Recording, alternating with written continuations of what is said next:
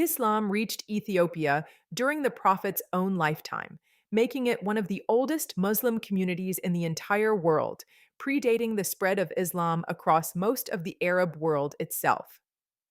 In the early years of Islam, when the first Muslims were being persecuted severely in Mecca, the Prophet Muhammad told his small, vulnerable community to emigrate to the land of the Negus, the Christian king of Abyssinia, known today as Ethiopia.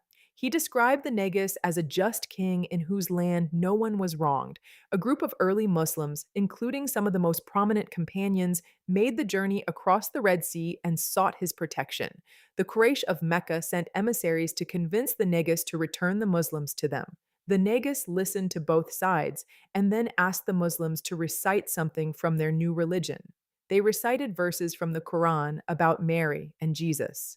The Negus, a Christian, wept and said, "The difference between what you have said and what we say about Jesus is no greater than this line."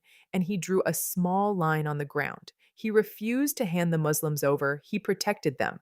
Tell me in the comments, does it change anything for you to know that an African Christian king was one of the first protectors of the earliest Muslim community?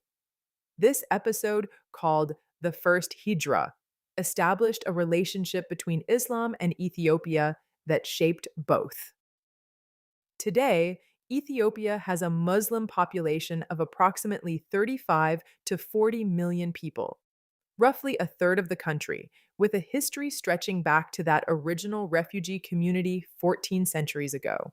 Check the link in the description for a book on the early history of Islam. Subscribe, Truth Every Day. I'm Noor. This is Islam with Noor. Thank you for listening.